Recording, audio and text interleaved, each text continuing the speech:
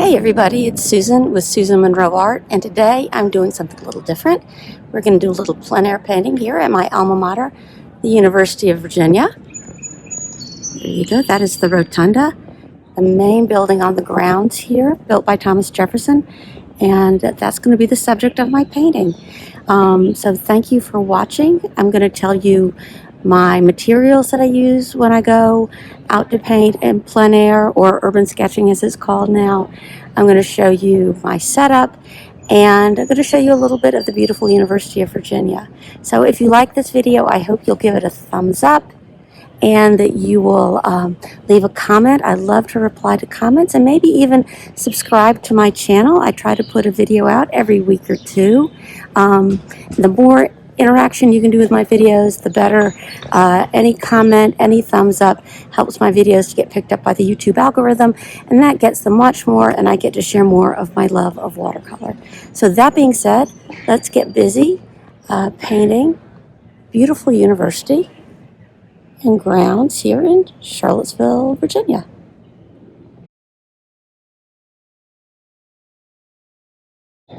So I'm on vacation this week, and I thought it'd be fun to do something a little different. I'm going to do some plein air watercolor painting at my alma mater, the University of Virginia. So let's go. A quick tour. This is the monument they made recently to the enslaved people that helped build the university. It's really unique, very centrally located. The university was founded by Thomas Jefferson, and we're now getting to the original Jefferson buildings. I promise this isn't going to just be a travel video, but I thought it'd be nice to show some of the interesting things. This is one of the interesting serpentine walls that Jefferson designed. So just a brick or two wide, but curved, so it didn't need any supports to stand up. And we're approaching the main area of the campus. Nope, not the campus, it's the grounds here. It's the rotunda and the lawn. So here we've reached the main building of the University of Virginia, the rotunda, designed by Thomas Jefferson after the Pantheon in Rome. And it's exactly half the size of the Pantheon, half the width and half the height. And this is actually the back of the rotunda. This is what you see when you drive by if you don't get out of your car. Let's go see the front.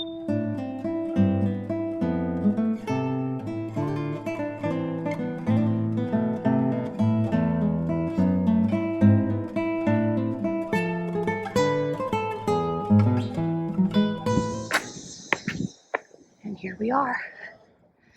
This is called the lawn. Jefferson called it his academical village. Academical village. It has these pavilions that go down each side. And each pavilion shows a different architectural order. So these, at the time, young men who had hardly ever seen anything outside of a log cabin, some of them I'm sure, could study the ancient architectural orders of Greece and Rome. And this is actually the front of the rotunda, and it's going to be the subject of my painting today. So we were walking down the colonnade. These rooms are still used by students today.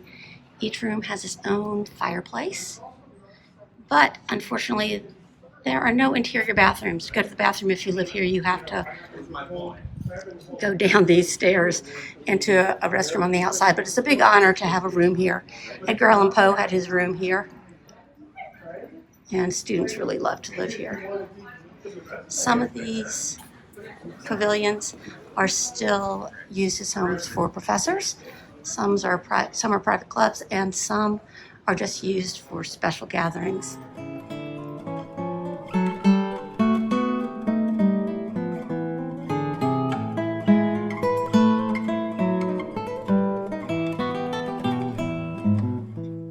And here we are in the dome room at the top of the rotunda.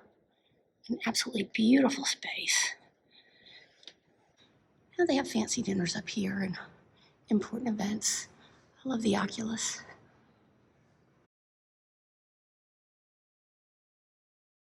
For my painting excursion, I've set up my old school a folding chair, and I brought my backpack with all my painting supplies, and let me show you what I bring. So for my plein air painting excursions, I like to bring, of course, my sketchbook, which is right here. This is a water brush. You can see it has a reservoir at the end that's filled with water. So I don't need a cup of water to rinse. I can rinse with the water that's in this and use this water to activate my watercolors. Also a paper towel because I need that to wipe off any excess color and any excess water on my brush. I also have, of course, regular watercolors, and I have a set of gouache watercolors that are opaque watercolors that I brought along just in case I wanted to use those. I also have a clip, and sometimes I use magnets to hold the pages of my sketchbook open. This is a kneaded eraser, a pencil, and a tray that I'm hoping I can use sort of as a little easel or work surface. Now I'm going to get set up and get painting. I've gotten my sketchbook ready. I've got a clip on this side to hold it open, and I'm using one of my magnets on this side, and I'll adjust it so y'all can see as I work. So I'm starting by measuring out the drawing with my pencil, using it as a guide so I get the proper dimensions.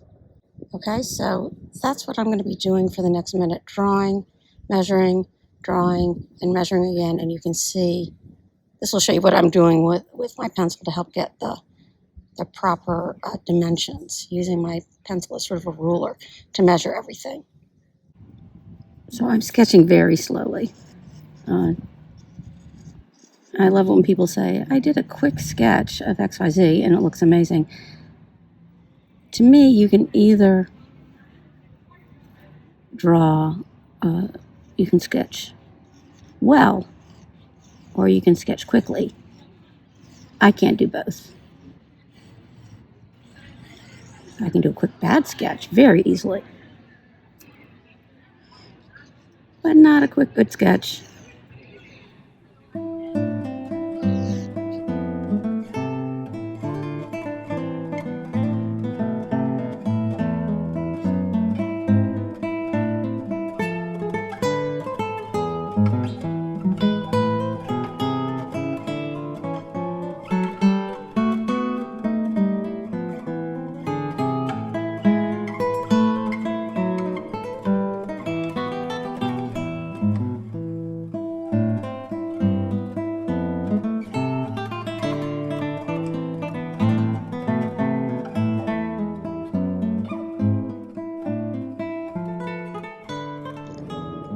Finally, I am ready to start painting.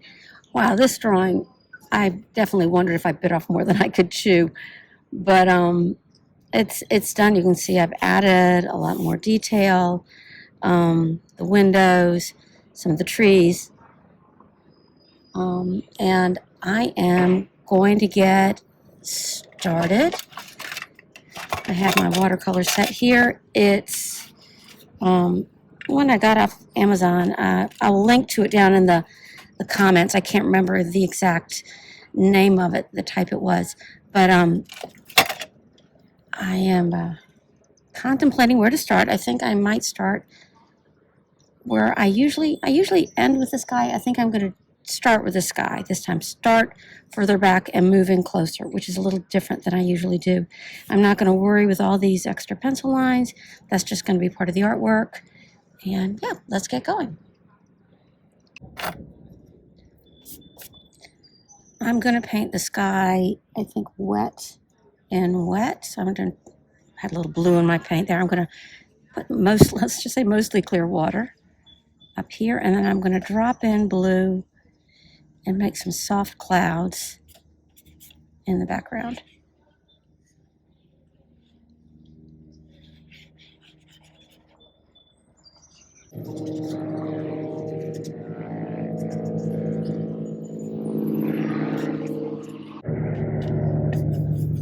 There's an incredibly loud helicopter flying around me, so sorry about the noise.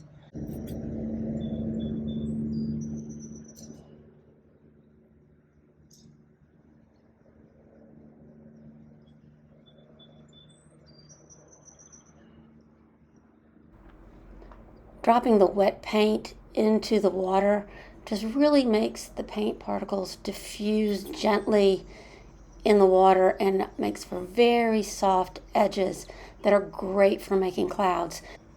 But it's important to remember too that anytime you're painting with watercolor, the watercolor will dry probably 20% lighter than it looks when it's wet. The shade will be lighter, and that's especially true when you're painting wet on wet, because that paint is already pretty diluted by the water that you're putting it in.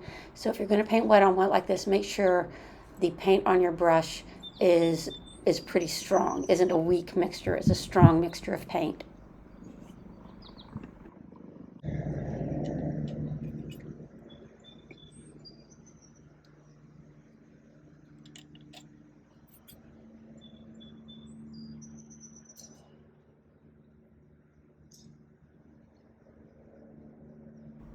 All right, I really like that.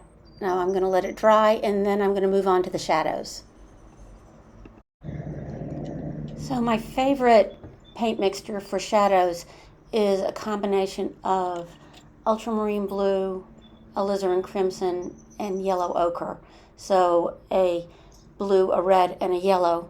And you can really use any blue, red, and yellow that you like. And we all know red and blue make purple. And some of you might wonder, why don't you just use purple and yellow? Well, it's because using the three colors gives me a little more leeway in making the shadow warmer, be more toward the red or the yellow side, or cooler, more toward the blue side. I can make the shadow more purplish if I want as well, but I especially like the ability to add yellow to the shadow, which really is great for showing reflected light, and it's something I'm going to use a lot in this painting. There's a lot of reflected light on the white parts in the pediment and the columns, and so I'm going to be using a lot of yellow ochre or even some of this cadmium yellow in my shadows.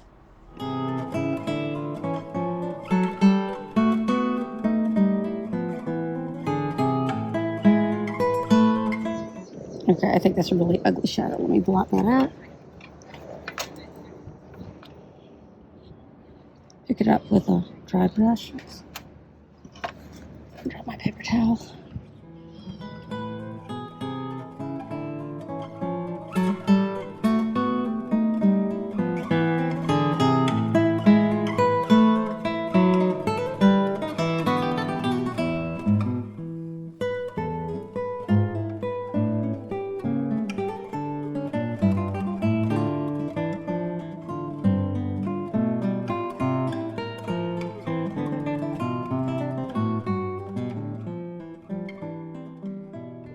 The capitals on these columns are very complex and have a really blue shadow.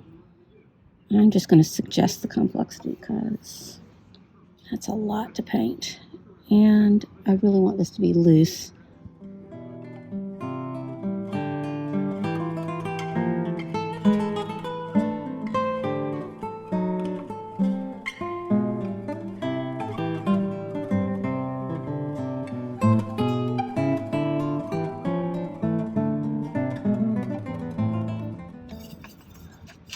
And now these beautiful curving shadows that really give the columns their dimension.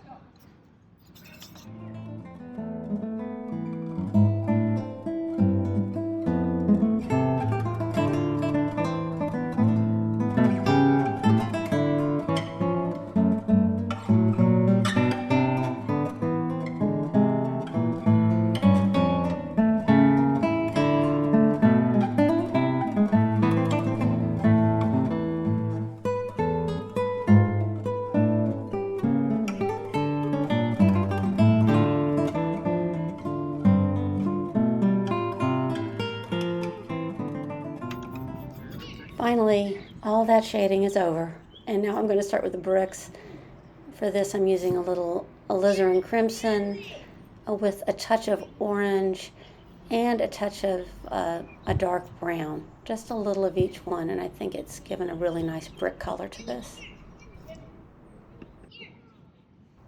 And because this is just sketching outside, I'm not going to do anything complicated, not even thinking about trying to show the brick pattern or anything like that. I'm just going to fill it in with the color.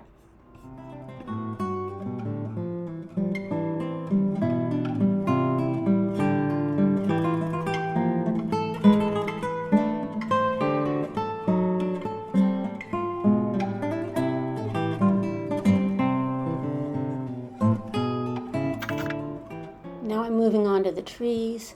I'm going to use this pretty light yellow-green to suggest where the light is hitting the trees, and then I'm going to go to a more blue-green to show the shadows. And you'll notice I've sort of worked from the distance to the foreground. So the sky is the furthest plane away. Then I've gone into the main parts of the building, the rotunda, my middle ground. And now I'm working on the foreground, which is the trees. In those places where they overlap, I find that it's best to work from further away to closest to you.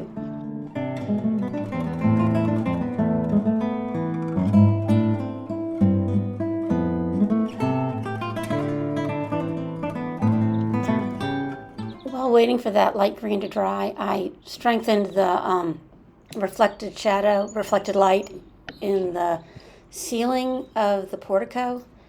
And now I'm going in to do the windows, and I thought it'd be nice to try to show the panes, but I just refilled my brush with water, and the water is flowing out a little more freely than it was before, making this not turn out the way that I really want it to. So again, I'm falling into my trap of getting too detailed. It's better just to go in and blacken those windows. If I want to add detail later, I can do it with a white gel pen.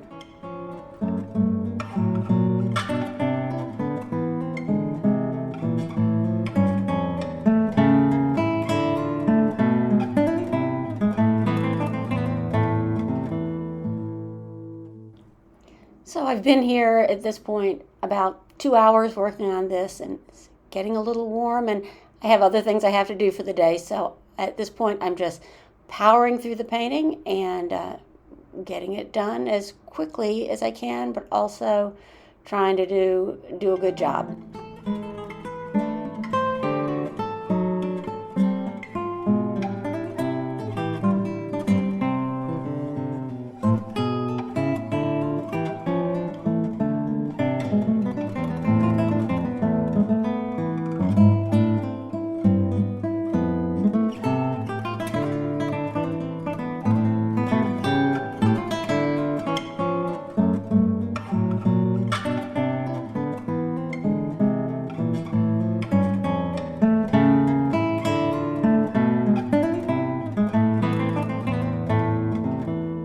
I think I'm done.